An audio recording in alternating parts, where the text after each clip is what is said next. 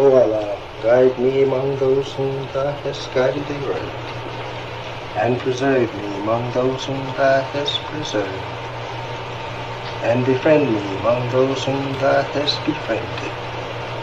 Bless me in whatsoever Thou dost grant me, and deliver me from the evil of what Thou hast judged.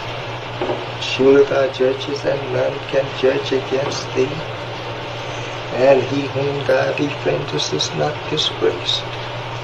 Blessed art Thou, O Lord, and exalted be Thee above what they set up besides Thee. I bear witness, nothing deserves to be served besides Thee, and I bear witness that Muhammad is Thy servant and apostle. Amen.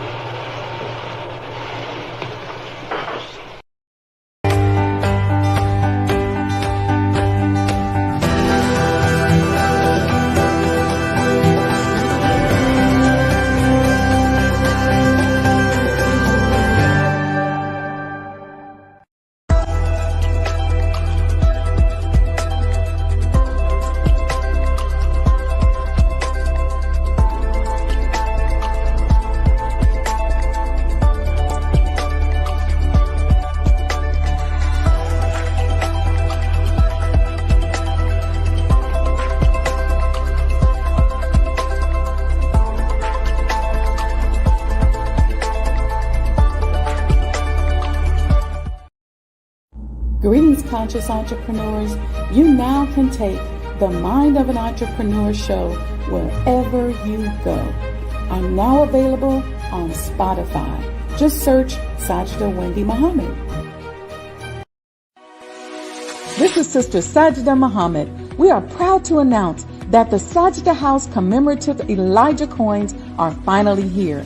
As we renovate and restore the former home of the most honorable Elijah Muhammad, we have recycled the old copper gutters and downspouts and created a 1 ounce 39 millimeter coin made of 100% pure copper.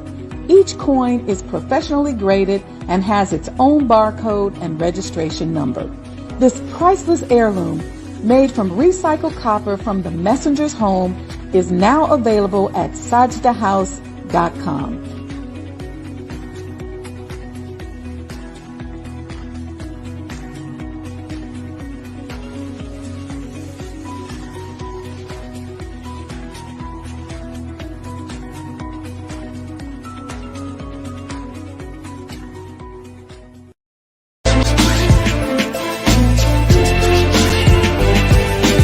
You belong to yourself. You're an independent people, created from the nation of free people. Yes, sir. You don't need to go nowhere but to yourself. Yes, sir. There will be a great separation. Yes, sir. So I said it is on now. The college is meant to prepare you for your future. That the time dictates that if we don't do something for ourselves as a people, we will be destroyed. And the aim of the enemy right now is to take us out. We have God with us. We have Him as our guide. Yes, sir. We don't have to stand around here and ask the question, what must be done? Yes, sir. Let's go and do something. Yes, sir. We cannot sit down. We cannot lay down. Yes, sir. We must get up. Yes, sir. And go to work. Do you know what real joy is in life? Visioning something and bringing it into reality. That's real joy. Do you know what the next step in joy is? Behold how good and how pleasant it is for brethren to dwell in unity. To tonight, you need to fasten your seatbelts. We're going to hear from some of the greatest minds in the world. I don't know about you, but I'm tired of trusting our future and the future of our children into the hands of those who don't love us. I believe we need to revitalize black leadership. Think for a moment about a movie scene, one that really moved you, a movie that you really felt deeply, really felt emotionally. Think about all your favorite movies, all the top movies and top actors. In the great movies, those who really connect with you emotionally, the movies that really move you, the actors are not acting. The actors become the character. The great actors don't need to act because they become the character they are playing. That's exactly what you need to do. If you want to have great success and live a great life, you have to become someone else. You have to become someone nobody thought you could be, not even you. You have to leave the little mind mentality you grew up with.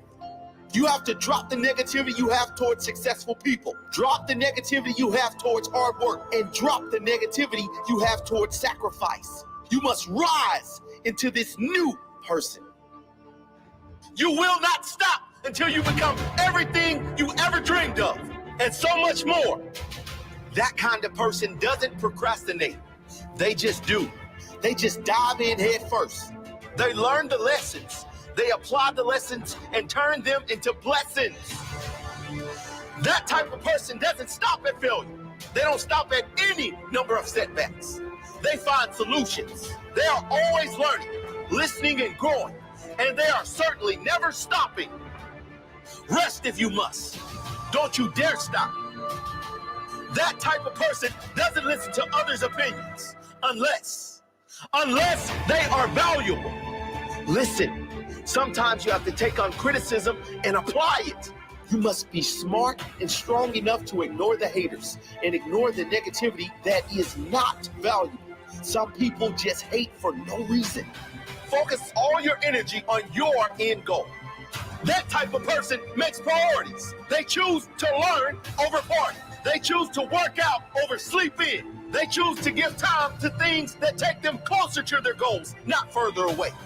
That type of person is honest. They are honest with themselves and where they are in life, and take responsibility for closing the gap. They are honest with others and always live and act with integrity, knowing you can never be successful living a lie or living your life trying to be someone else. I know you're tired, but what if you could give more? I know they don't believe in you, but what if you believed in you? Who could you become if you started to back yourself? No, it's not easy being great. It's pretty straightforward, but it's never easy. You sacrifice, you take responsibility, you prioritize, you follow your gut, you keep going, and you work your guts out. That's it. Simple principles that only those with true character live by. Do you have character? And if you haven't, what are you going to do about it? You can develop that strength. You can form new habits. If you don't like where you are, do something about it. Don't complain about it if you're not willing to work for it. Step by step, you can become someone no one thought you would be, not even you. Step by step, you can grow. Grow into someone who makes a difference. Grow into someone who sets the example. Grow into someone who inspires through action, through example, through undeniable results. I know you can only see darkness, but I need you to believe in the light. I know you're tired, but what if you could dig deeper inside? What if you could find more? I know you have more. I know you are greater than this. Don't you dare waste this life. You can become anyone. Grow into that person. Grow through consistency. Grow through action. If you don't like where you are, do something about it. Don't complain about it if you aren't willing to work for it. You will show them. You will show them through action, through hard work and dedication, through belief and sacrifice, through heart and courage. Step by step, you can become someone no one thought you would be. Not even you. Don't you get it? This world needs you. People that you know need you. People you've never even met need you. They need you to rise. They need you to rise so they can rise. They need you to fight so they have fight. They need you to become someone so they can be someone. You will show the world. You will show the world through your example. You will become someone nobody thought you could. Become that person. Be that person. All right, y'all. Peace and blessings. Assalamu alaikum, everyone. Welcome to all my conscious entrepreneurs out there. We starting off this show talking about, which you all know we talk about all the time on the Sajdah Saturday Morning Coffee Talks, is learning to become what it is that you want to manifest. And we talked about a technique of manifestation where you visualize and you emotionalize. And as a certified emotional intelligence coach, I've been teaching you all to emotionalize and then chase the emotion. And then next thing you know, you'll begin to materialize the concepts, the ideas. So we talk about that a lot on Thursday nights for those of you who are just now tuning in. This is the Mind of an Entrepreneur show, and I do a series called the MOEToday series on Black Muslim businesses. And the idea here is to introduce you to the emerging market that is Black Muslim businesses, that is responding to an instruction given to us by our eternal leader, the Honorable Elijah Muhammad, where he told us that we must get up and do something for ourselves. Not only did he tell us to get up and do something for ourselves, he gave us a blueprint, right? He threw us an alley-oop. He said, this is how you do it. Here's an example.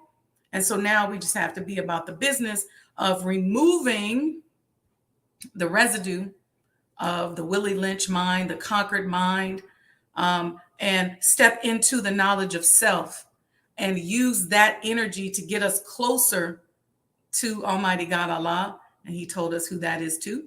And move ourselves into a space where we start to do for self. We start to drop our biases against other successful people and say, you know what? I'm going to support that sister. I'm going to support that brother. So any of you all who know me know that one of my personal life goals is to be an asset to each and every person that I come in contact with. So if you know me casually, if you know me personally, if you know me professionally, you know that I'm always trying to do what I can to be an asset to any and everybody. And I'm always supporting other entrepreneurs. And so that's kind of the crux of this show. And then the impetus for the series on Black Muslim businesses. So we encourage you to go out there, claim your businesses. We just upgraded the site so that we can get ready to put some advertisers on there. We're going to start uploading this show there, so you'll be able to see that. And so one of the sisters that is in our circle, she is a person that I just think everybody should know. She has a very powerful story. She has an interesting energy that I think you all will find attractive and trusting. And so I want to bring her on. She's an attorney. She's going to tell you about her background. Sister Yolanda Muhammad. She's somebody that I've known for quite a while. Assalamu alaikum, my sister. Walaikum salam, Sister Sajdah. How are you? I'm wonderful. How are you? I'm doing very, very well. It's a welcome change to be calling you Sister Sajdah. But you know, back in the day, we like, ask Sister Wendy, Sister Wendy, Sister Wendy, as you were my processing teacher. And so we didn't know, you know, when we first came in back in them days, we didn't know how to talk to one another. So it has evolved full circle that now I was able to call you what you were, but what you evolved into, I'm able to reference you by that also. So I'm thankful to know you. You know, Sister Yolanda, you all bless me so much. You all have been blessing me since those days. And I say that because not only is it that, I'll say it like this. I was given that assignment by Allah as a blessing. To begin the practice of orienting people to Him. And I continue that throughout my life, even as a professional. And you all bless me not only by your success, your steadfastness, but also just by being who you are. I can't tell you, Sister Yolanda, if I move around the city, the country, how many women come up to me and say, you were my processing teacher. Praise be to Allah. So we had some big classes back in those days. Yes, so. yes. Supersize. Supersize. Oh, yeah. Yes, definitely. To Allah. I'm so excited to talk to you. It's unfortunate that it's on the eve of the loss of our sister, attorney, Dr. Minister Ava, star of the universe, Minister Ava Muhammad. And I just wanted to lead off and ask you, because for me, I remembered like it was yesterday as a young 22, 23-year-old Muslim running around the mosque, that looking at her as a professional Muslim woman was so motivating. And I was always so excited to see her and just kind of watch how she navigated, because we didn't really have a lot of examples, you know. And so I just want to know how she impacted you as an attorney. Well, I want to say how I think about that word attorney. We're defining it now. And when I look into it, the Black woman is a natural attorney. And particularly the Black woman in America, because we've been defending our nation for over 400 years. So the thing that Sister Ava, two things that guided me. When I didn't know of her ministry, I was in a class or a meeting with the attorneys in the Nation of Islam, and I was fresh out of law school. And she said, we have to teach the believers to be professional. Do not allow people to make you practice law in the hallway of Muhammad University. And I thought, what? But then I thought about it. Because we are so insular and territorial in our little colonies, we don't really know how to engage one another professionally in a manner that gives the person respect and their total undivided attention. And it gives you the opportunity to think without the security feature that happens when you're in a crowd. When she said that, and the more I thought about it over the years, it was really mind-blowing. Our people don't go to, we go to meetings with the Caucasian people or the European people, and we'll sit in their office and we'll be respectful and we'll wear our best clothes downtown. But for our own, we're just not accustomed to it because we're coming up out of slavery. So that was revolutionary. In my more adult years in the Nation of Islam, she was an inspiration to me because she's helping me to get into my feminine side and to master those challenges. So whenever I'm in different arenas, I can see this arena is not successful because it's missing the power of the original woman. When I come into those arenas, two things are going to happen. For my own people, I'm going to be embraced, or for like-minded righteous people. I'm going to be embraced. But if I am operating in my own energy and my own nature, I'm also going to be opposed. And to walk in an environment and know that that is coming is very powerful. Very powerful. So I thank her for that over and over and over. And her words are like the ministers in that as you grow, they regenerate and become more and more powerful. Yeah, they're like a seed that just keeps germinating. It's interesting that you talked about that male-female thing. I take a lot of flack from people when I start talking about the male-female thing. And I have the conversation, Sister Yolanda, because from the time that I started this work, The Mind of an Entrepreneur, the blog, the book, between my analytics have fluctuated between 60 to 70% Black males. And a lot of people would say, well, why is that? Even when I was on syndicated radio, the majority of my people were Black males. And so I found it interesting that oftentimes as women, we don't even know what behaviors make us masculine. Absolutely. And so we think, well, if I talk like this and if I do all of this stuff and I have the body language, I'm feminine. Why da da da? But it's not that. It's your language. It's how you're teaching, and it's what you do and the actions you take. And here's one that a lot of people don't like. And tell me what you think about this. You know, as lost found women, because of Willie Lynch, we were designed to compete against one another. Correct.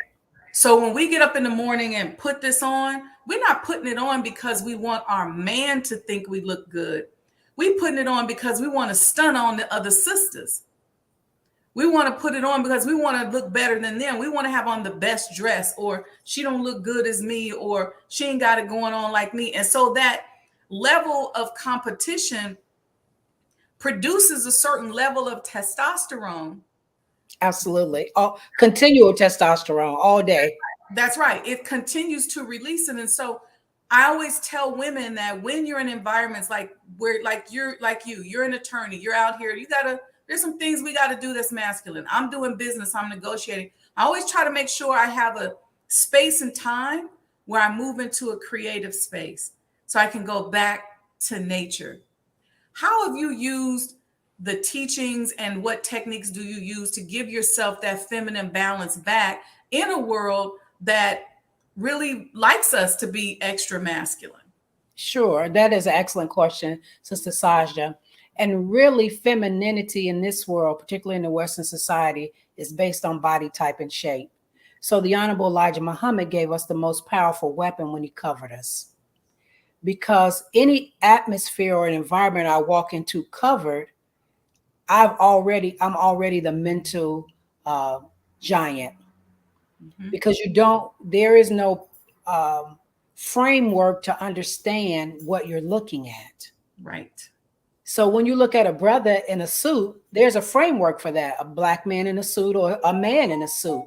But when you see a woman covered in the way that the Honorable Elijah Muhammad gave us something all new, he didn't give us the hijab. He gave us a code based on where we are. So when I walk into court, people look at me, they try to figure out who I am, and often they never think I'm the attorney.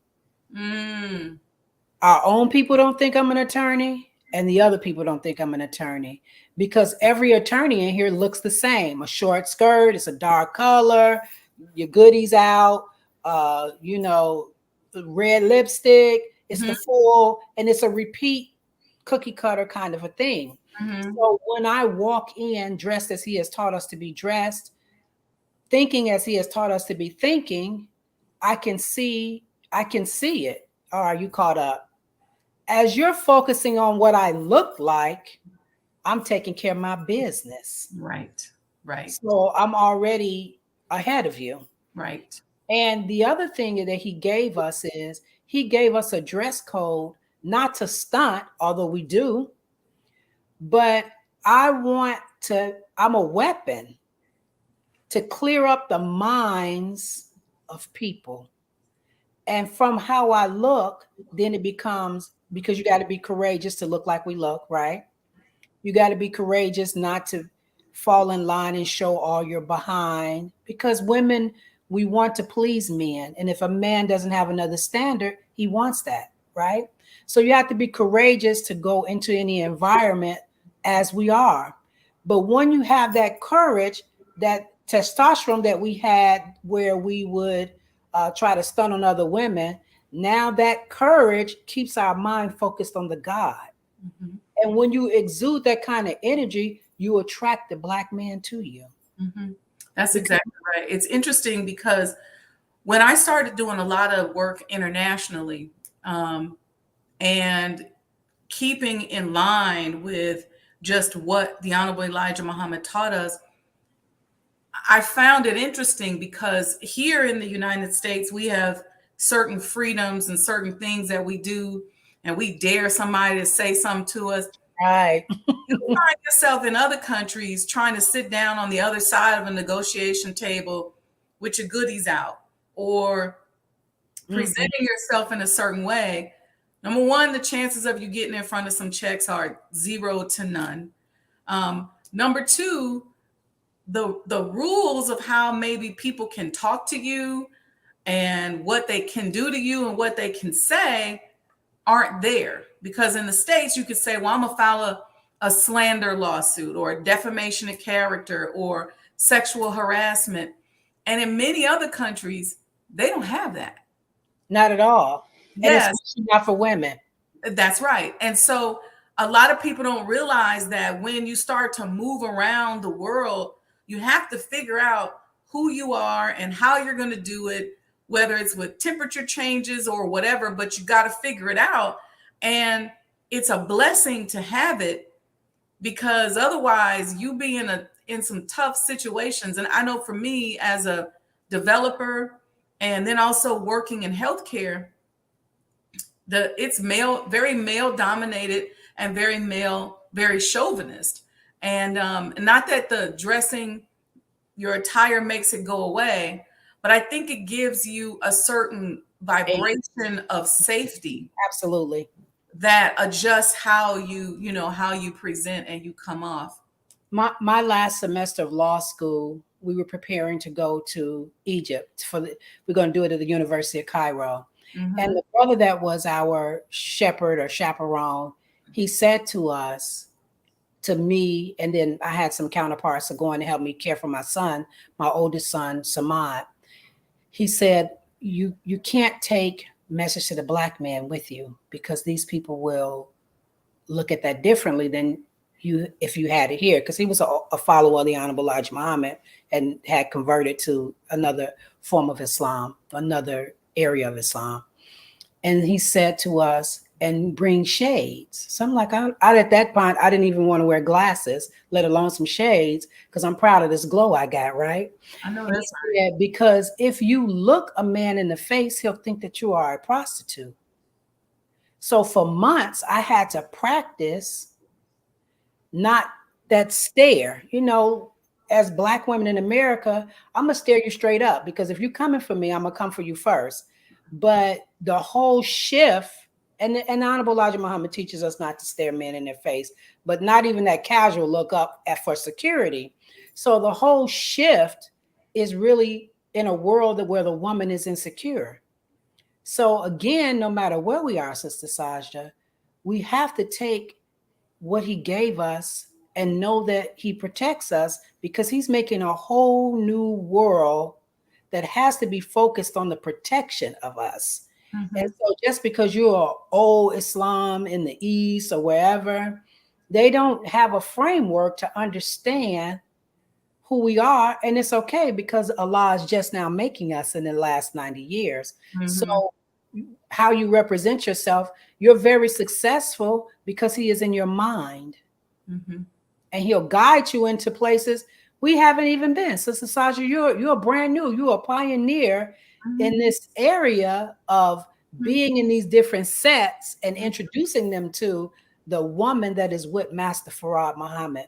Sister Ava was a pioneer. Absolutely. You know, Sister Captain Naima is a pioneer. And we got Mother Farrakhan. And the minister tells us they had her up in some hot place saying prayer. He said, oh, no, this is not the standard.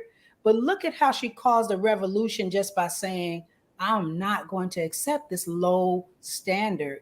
So in anything we do professionally, we have to set the standard. It's unfortunate, but it's a fortunate opportunity that we can set the standard so that the young sisters behind us, and we see them now, they're trailblazing. They're moving fast. They're not accepting anything less than God. Mm-hmm. Anything less than God. That prayer piece, I remember that story from Mother Khadija, and it happened to me. Because I was with some business people in Africa, and we went to prayer. And when they went up in the mosque, the women was over here in the dirt, and I was standing there going, well, I ain't even got no dirt-ready clothes on. I don't roll like that. You see me, I don't care where I'm at. I'm going to be sparkling and flowing most of the time. So it's Africa. I'm not trying to get this dirt. It's already hot.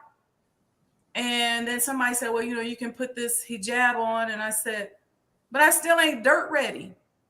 And so I literally stood there and started having a mental conversation with Allah. See, I don't know how you're going to get me out of this, but I can't get down in the dirt. And as it turned out, the business people that I was with, they came back. When I was having the prayer, I had my head down like this. When I looked up, I saw them walking towards me. And they said, well, we just decided that we don't want to leave you back here. Praise be to Allah. He works out always. I was going to ask you a question. I'd like to ask you a question. I've spent a number of years. My primary business partner in the healthcare space is Dr. Jeffrey Darmu. He's triple fellowship trained, double board certified, phenomenal surgeon. He knows how to allow Allah to flow through him. And I literally have watched him in the operating room, and I've watched Allah take over. And so I'm saying all of that to say, in terms of his talent, the number of people that he saves, you would think that, they would celebrate him in that industry and in that setting. And in fact about it, we're now working on his sort of an biographical, that's what I'm trying to say, movie that just talks about some of his vicissitudes as a surgeon and the number of attacks that he would get as a result of trying to save Black people and help and give us access to healthcare and defy the systemic biases. It's really shocking. And I know that a lot of people don't really know, especially on the level of surgeons, because we have a lot of us that are doctors. On that level of surgeons where the real big money is, they don't want you to be pro-Black.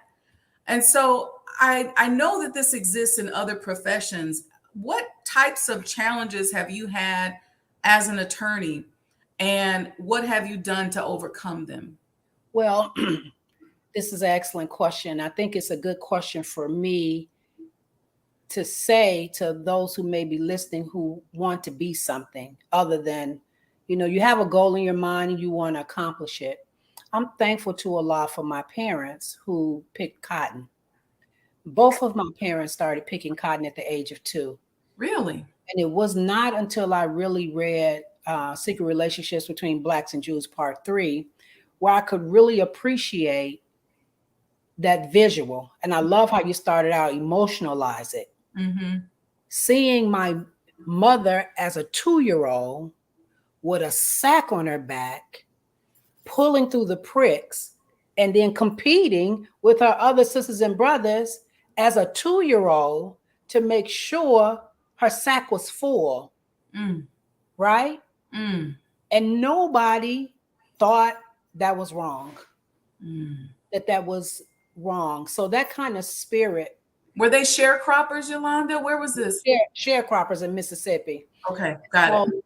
And most of the wealth from this country comes from the Mississippi cotton, particularly banking institutions. So when you see that in your mind, you can see the generations of war in our families, right? So my parents they never wanted that kind of experience for me. They always told me education, education, education.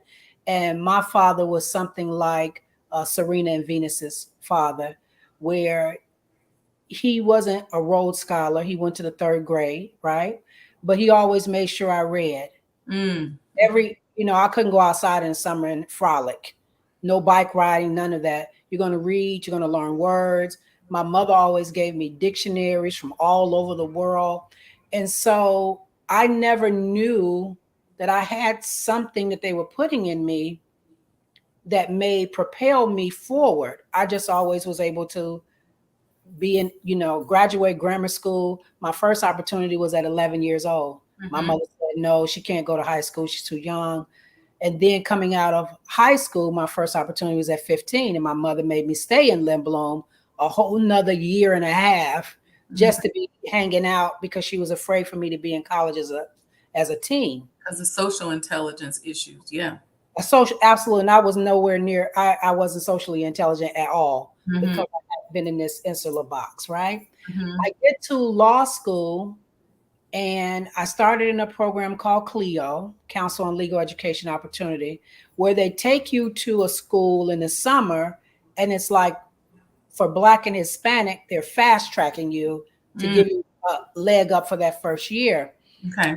That year, they sent us to Valparaiso University because at that point, Valparaiso didn't have any minorities in their law school. And in they Indiana, right?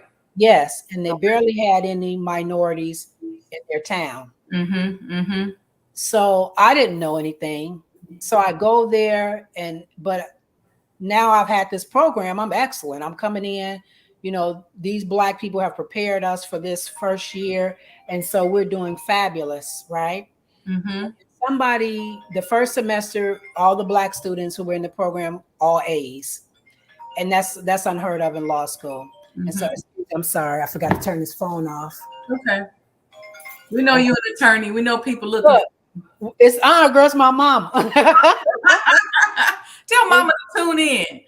Right, that's probably what she's doing. Like, you're telling my business about our family. And so, what happened was when they announced that, the Klan came after us. And so that's why I wanted to point out it was Indiana, because I already knew. Yeah, and it's Valparaiso, which is the home of the Klan. Most people didn't know that. That's right. And so, you know, you think us, the Klan, what they gonna do? They literally, and at the same time, I was coming in the nation. I was in processing class in the nation. So when something is happening in your mind over here to the reality of God, and then something is, because law school is a programming, it's a training you how to think. So the Klan was coming, and they were, I mean, all kind of shenanigans, fights, keying up your car, condoms on your doorknob, coming in your apartment, to the point where I had to begin to have security. And so my dad and a brother who I was engaged with at the time would stay overnight. And so my mother was saying, again, because she came up in that, girl, that ain't nothing. You only got another year or two. You can get in and get out of that. But I couldn't navigate it. Because, and that was what year was that, Yolanda? Because I want people to understand how recent that was. This was in the 90s. This was in the 90s. That's the 90, 91, 92.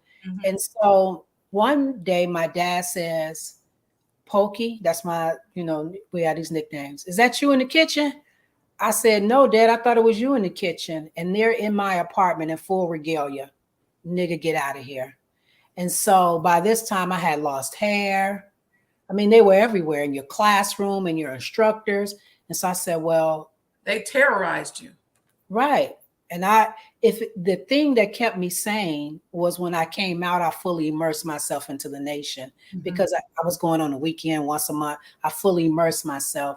And the Honorable Elijah Muhammad saying this is their nature is the only thing that stopped me from going ballistic. And people think it's the opposite, but really it's a calming effect, because now you know what the playing field is. And so I said, well, it's not meant for me to be an attorney. I'm going to do something else.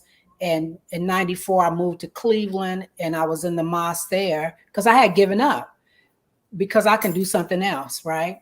And so the Final Call, the brothers were selling the Final Call newspaper in Cleveland, and the police would stop them, give them tickets, and it ended up being the ACLU took on the case.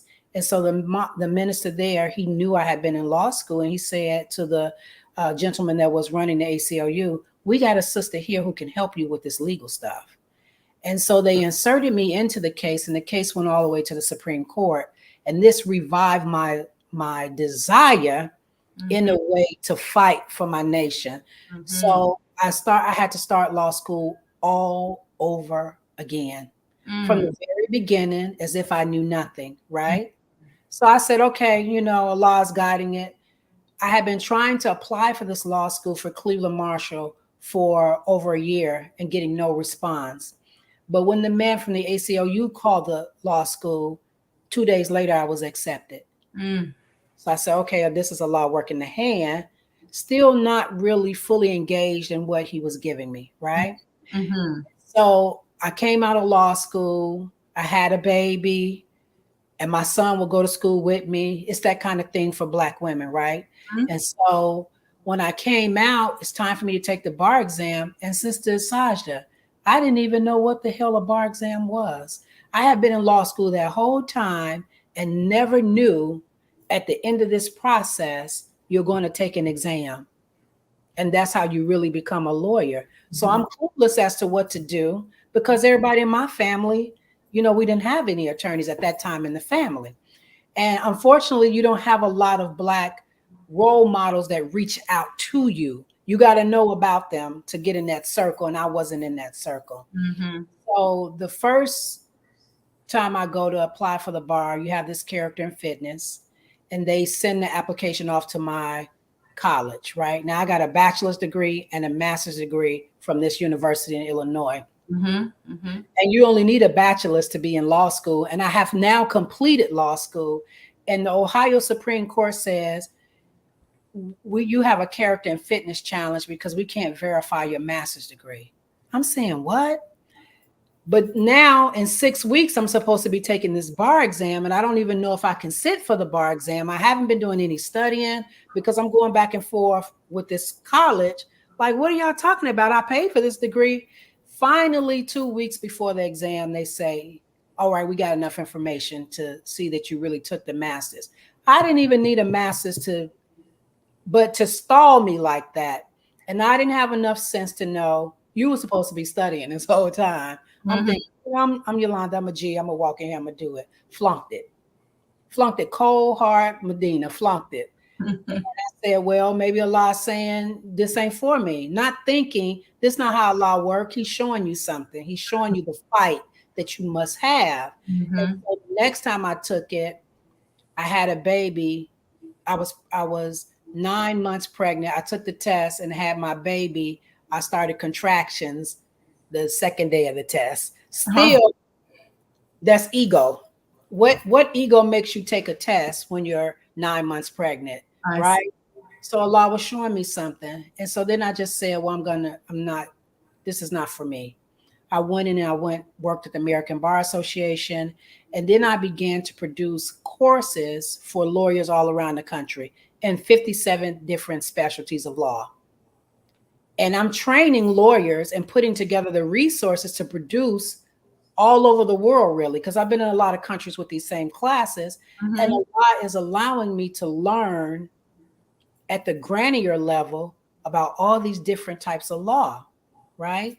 And so I said, okay, and people will come and say, Yolanda, you really should take that bar exam again. I'm like, I'm not doing that because I got this negative energy in my head. Yeah. I can't do it. And the ego's caught up now. It's caught up. It's so caught up. And now we're 19 years after the fact. Who does this? But my husband, even though I was courting him, I was liking him at the time. And I liked Sultan so much. And I'm thinking, I'm cute. I'm going to get in the car. He's transporting me to the airport. I'm going to blow this man's mind, right? And he like, sister, when you going to take that test again? I'm like, if this nigga asks me about this test one more time, I'm like, don't ask me about that test. Mm-hmm. And the next time I see, I got my hair cute, I got my perfume on. Mm-hmm. I'm like, oh, I got him this time. And he said, sister, when are you going to go and take that test? And so as I'm traveling, I'm moving 16 to 18 times a year doing these conferences around the world. Every time, because he had a transportation service at this time, some kind of way he get back to this test. So I said, okay, Allah, I hear you. I hear you. This man I like, but you're not allowing the like to happen. He's meant to show me about this test. So I register, I take the test, I pass, right? And instantly I hit the ground running. I never go into anybody's firm. And my desire was, I am going to work for the believers.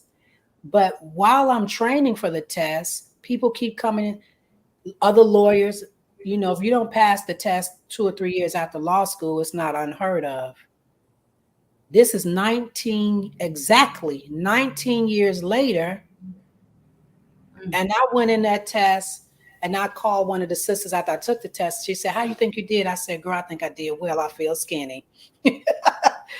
Right? Just went through it. And then, of course, that's the same year that Illinois decided not to give people scores. I don't care what the score was. Allah blessed me to take it. But it allowed me to have a very intimate experience that know what our children, what our people, period, go through when they're trying to achieve something. And so I have always been this person who says, look, you want to get in college, you want to get in law school, I'm going to help you. Here's what you got to do. And there are people all around the country who I've assisted in that way. but we have to stay steadfast. Mm-hmm. Who would have thought 19 years later, after I've raised all my children, after I've been in corporate America, been all over the world, dealt with every kind of lawyer there is, who would have thought 19 years later, I'd be sitting in a seat where now I can do something with all this stuff that's in my head. So I'm thankful, but it's never going to be easy. And back to Sister Ava, her daughter said during the ceremony, her mother told her from the Honorable Elijah Muhammad, there's a difficulty factor in everything you do. In everything you do. And my mother would say the same to me, baby, anything worth having is not easy to get.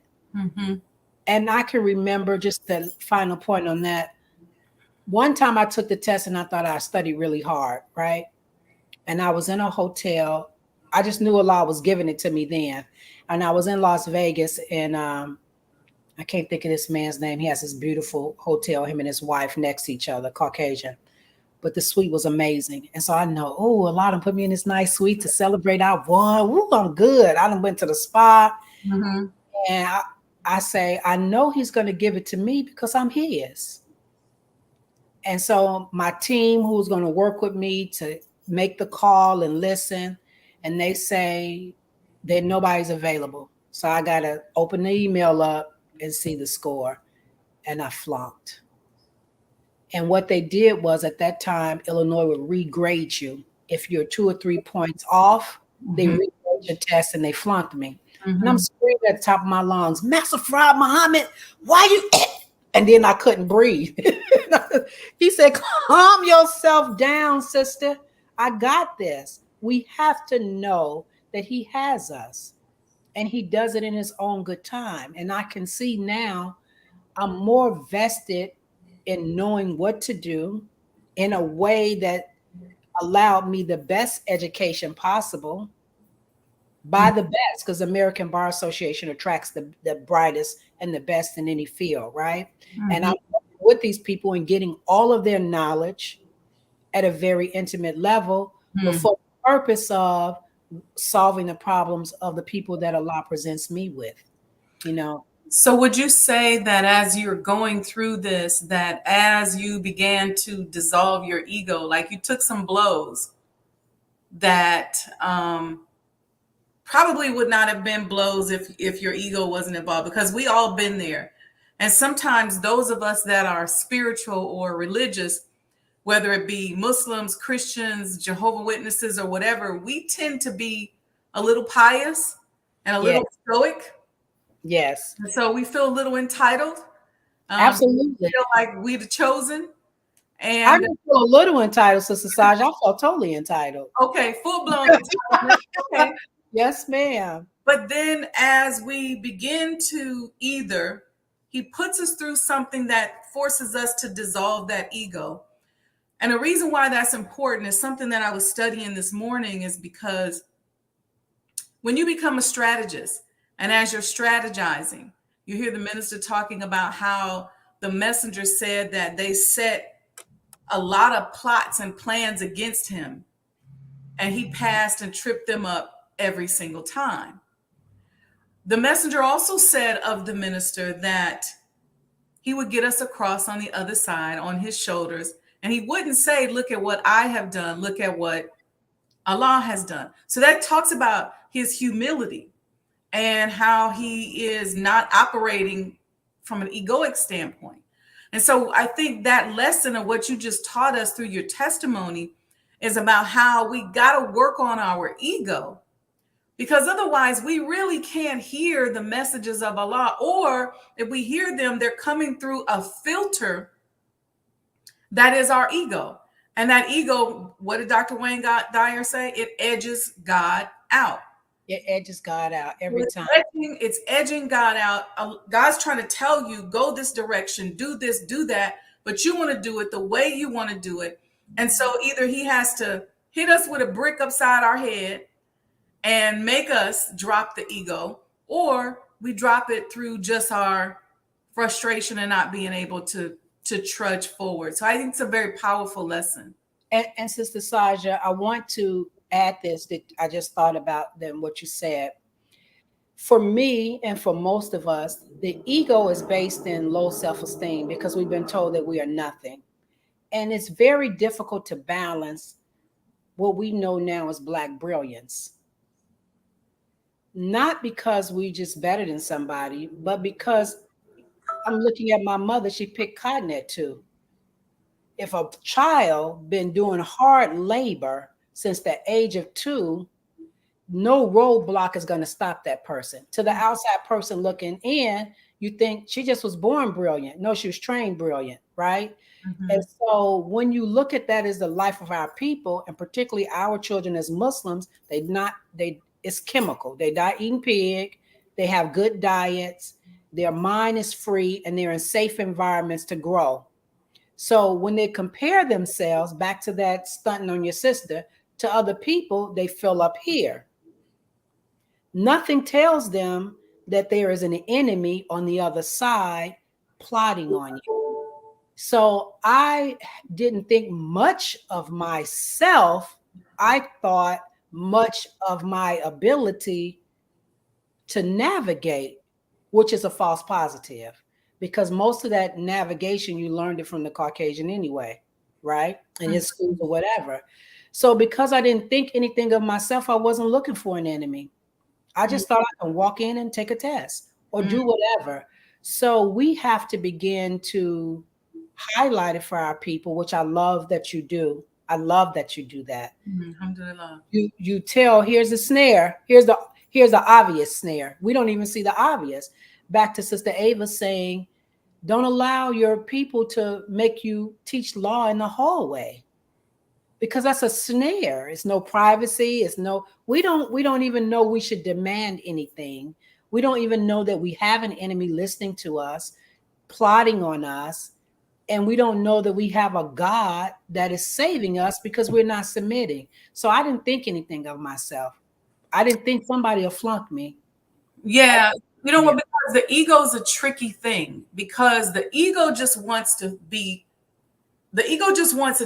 It wants to be special, especially good or especially bad. So even when a person has low self-esteem, you're right, that's ego too. Because they may say, well, you see how sick I am. And then you say, you know what, I was sick yesterday. No, but you weren't sick as me. Right. Right. Or somebody see you with a nice, pink outfit on. It's like, I mean, that's all right, but wait till you see my pink. Right. So the ego gets us all caught up, because I think I played this on Saturday. We're in our reptilian mind. It's all about how something makes us feel. And so once we get into this thinking, these higher vibrational planes of thinking, where we remove the ego. So the challenge is, don't respond using your ego. Well, what is that? That's all about awareness. That's emotional intelligence. And that's why I talk about set the emotional die first and then chase the high. Because if you're down here with this plan, I don't care if you got a written plan. If you're just responding emotionally to every single thing, good or bad, that ego is going to come up there, because you might feel like, look, I'm in the hospital, I'm sick. I know I'm going to get the most attention out of any other person at my job or in my hospital. But then next thing you know, you don't get it. Well, that's ego. Absolutely. Most people associate that with ego because they say, well, how could you make yourself sick and let that be all about ego? It's absolutely about ego. It absolutely is. I see that we're winding in time. I just want to mention one thing before I lose the time. I am producing, by Allah's help and will, a set of podcasts that helps us to navigate in various areas. The area that I'm in now is real estate. I started in bankruptcy, which I'm going back to. But so that's your focus as an attorney, which is real estate. Well, my area of I'm a general practitioner, and my area of focus is what we need. There are some areas I don't do. I don't do divorce. I don't do child custody. I don't do those things that, I don't do criminal law.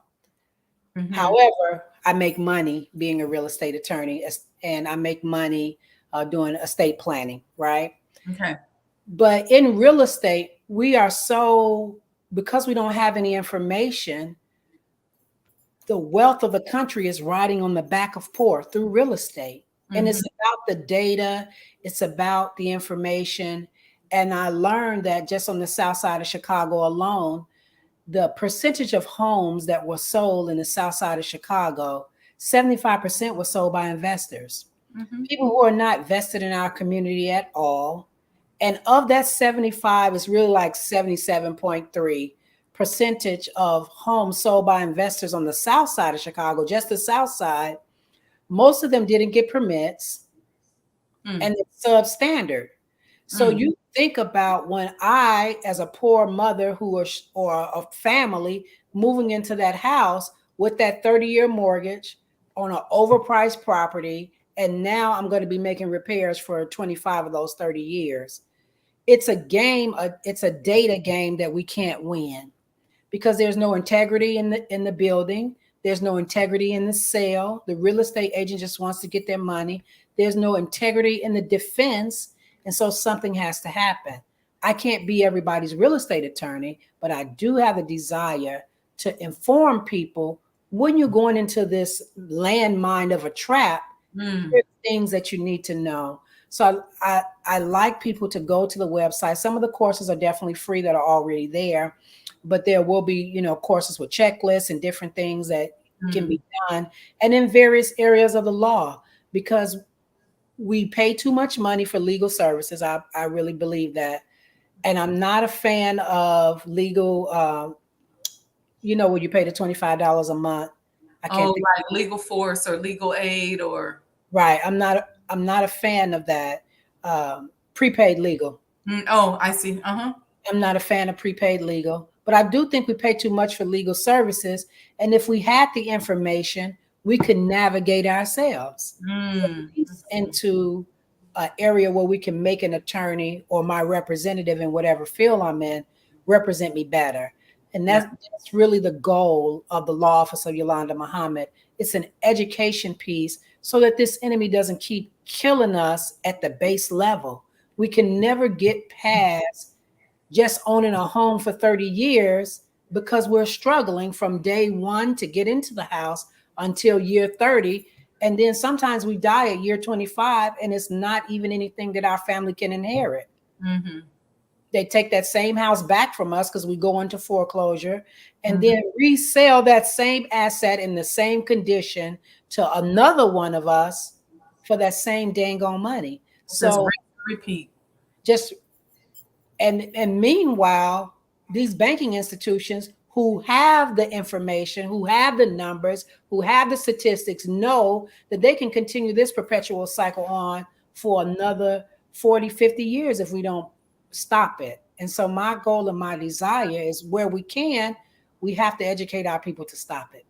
I think that this show evolved perfectly because we started talking about ego, and oftentimes what prevents us from utilizing services, whether it's services like the ones that I offer to help people get their businesses up and going, and realizing that you need a consultant, you need a coach, you need somebody who's already bought and paid for this experience, or whether it's things like, showing you how to purchase a property, get the checklist, talk to somebody who's got your best interests at heart. Oftentimes we don't do that because it's ego. And the Honorable Elijah Muhammad gave us a standard and a code of conduct that revolutionizes anything that we're involved in. And our people are so, I don't even advertise because our people are so overwhelmed with how we treat them as if we're looking at God. They're not expecting it, which is horrible, that we're not expecting good treatment.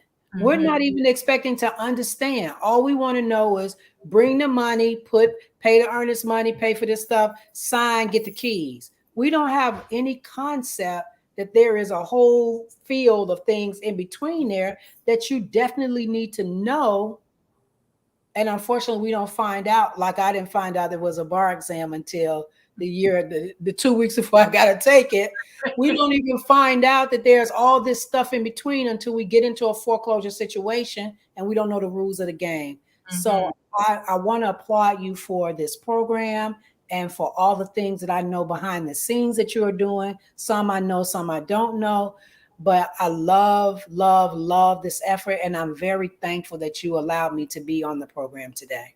All praises due to Allah. Thank you, Sister Yolanda. Tell us about how much the program is, or should they just go to YolandaMuhammad.com? Is there any kind of instructions you want to give them? Sure. So definitely you can go to YolandaMuhammad.com. My brilliant brother, Kerry, who is a digital master, marketing master, is helping me to pretty up and put the course in a way where my people can purchase it. It's going to be $19.95 for the checklist. We'll do one every month, right? Because it's new, I'm launching it. The first product will be up next. The first paid product will be up next Wednesday. And we're going to do some Facebook ads and different things. But there's some good information at the website, even if you don't buy something, because the goal is not, I'm not money driven in that way. I do want to make a living for myself, of course, so I can keep buying garments and earrings. I know that's right. But I really want the information out there, you know. So for every paid program we do 2 free programs as well. And we always have information on the site. And I see that you have it up. It's YolandaMuhammad.com. And feel free to call me. You know, even if you're in another state, information is information. And information is very powerful. What's your phone number, Sister Yolanda? It's 773-563-0746. And if you don't want to call, my email is YolandaMuhammad@outlook.com. Thank you, sis. I appreciate everything you're doing. I'm working on a couple of projects. I'm gonna reach out to you. Please. Yeah, definitely. I'm all about creating these opportunities where we can work together. Yes, ma'am. And you know, really supporting our ecosystem. And so I'll reach out to you. I'm probably about 4 weeks from launching this new business. So I'll reach out to you so we can talk about it, because I definitely want to make sure you're involved. Oh, thank you very much. And just as a shout out from our nation, thank you so much for what you're doing with the Sajdah House. We appreciate that you're taking it to that level, because the Honorable Elijah Muhammad deserves to be remembered into the eons of time. And he will be. He will be. He really does. We have to, I just want to do my part to lift his name. You know, and I think it's so important that we don't forget. And I'll say this one last thing, because this is something we can talk about. I was mentioning that he gave me a gift of learning how to orient people to him. And so there are people who will be around me and they will say, wow, you know, they'll see the respect levels for him, whether it's a white person, a Black person of another faith, Hispanic, Asian, because I've learned to orient people to him in a way that it softens them beyond the media presence. And so, inshallah, the goal of this house is to even teach people and orient them even further. And I don't seek, I'm not a person who is intoxicated with attention from us. So, you know, my goal is to be that fisher woman and to orient people to him. And I love him just that much. And to be able to see him make material changes right before your very eyes, there's nothing like it. Nothing like it. There's nothing like it. Nothing at all like it. Nothing. So thank you so much for being on the show today. Please give Brother Sultan the greetings for me. I will. And your family. And I know we will get together soon, inshallah. Yes, ma'am. Thank you very much. Assalamu alaikum. Wa alaikum salam. All right, y'all. I told y'all it was going to be epic. You've been tuned into the Mind of an Entrepreneur show. And that was my sister attorney, Yolanda Muhammad. And you see that beautiful journey. This is why I say that this emerging market deserves your attention, because when you perfect greatness by overcoming insurmountable obstacles, when you hire people like us, when you buy from people like us, you are really looking at a tried and proven professional in that industry. You're looking at somebody who's supernatural on a whole nother level, And I just think that there's more and more and more to Black people, and we're so diverse. And so this is one of the diverse pockets of us that is international, and that's the Black Muslim businesses. So, all right, you all heard my sister talk about the Honorable Elijah Muhammad House, which is now listed on the National Historic Registry. You see going across the screen here, it says to support the completion of the Honorable Elijah Muhammad House, go to SajdahHouseDonations.com. You can go there to make a donation. Y'all know I tell y'all don't chip and dip me. If you got anything out of today's conversation that you know you wouldn't have had to pay hundreds or thousands of dollars to a coach or a consultant for, then give a few dollars to Muhammad, okay? Go to SajdahHouseDonations.com. If you want that commemorative Elijah coin, we have these commemorative Elijah coins, the graded ones. These are the ones that are going to probably appreciate the most in value. They have their own individual number here that you will be able to use for membership purposes to the house, which we're going to be announcing soon. That's the graded coin. We have a few of these commemorative coins. We had free chains.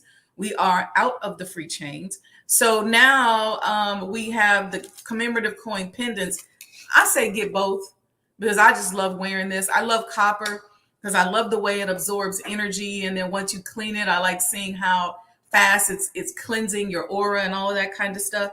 But get your commemorative Elijah coin. These are made from, listen to me well, this is recycled copper. It's made of the old copper that was taken down from the home of the Honorable Elijah Muhammad at 4847 South Woodlawn. So we didn't throw anything away. And the idea came to me because I was blessed to be in a conversation one day with the Honorable Minister Louis Farrakhan, and he repeated something that he said often, and that is that he was walking down the driveway with the Honorable Elijah Muhammad, and the Honorable Elijah Muhammad pointed to a tree and said, one day when they find out who I am, they're going to rip the bark off the trees. And I thought to myself, that's not all of the quote, but that part of the quote is what struck me. I said, well, we're going to start recycling everything that he touched. This copper is a piece of metal through which the energy that flowed to and from him came through. So I started seeing, it's interesting because as I started to meditate on it, I started seeing this. Somebody asked for the Cash App. Let me put it back up here. I started seeing this football type of energy flow. It was shaped like a football of energy flowing from the messenger, through the copper, through the brick, out into the universe and back and around and around. And I said, this stuff is so valuable that if people don't buy this up, you got to be crazy. And plus it's historical and it's going to appreciate. I have a coin collection that I got from my dad that has appreciated. So coin collecting is a very popular hobby and profession. I put the Cash App up. Brother Otis is going across the bottom of the screen. It's $MOEToday, MOEToday. And before we go, I'm going to give you the information to join the mailing list. All you got to do is text Do for Self to 855-574-9099. Get your commemorative Elijah coin. I promise you, when these are all gone, and I'm looking at y'all going, there's no more. It's gonna, you're gonna feel it. You're not gonna be happy with yourself. All right, family. So peace and blessings. Let me give y'all one more time this beautiful commercial. And for the few of these pendants, the very few of these pendants that we actually have left, I actually took the link down from the bio and stuff on Instagram. You'll see it tagged on some of the postings because there's not that many left. So we're going to go out here and fulfill orders today. So if you want to get your coin, go ahead on and put your order in SajdahHouseDonations.com to make a donation, but SajdahHouse.com to get your commemorative Elijah coin. All right. Peace and blessings, family.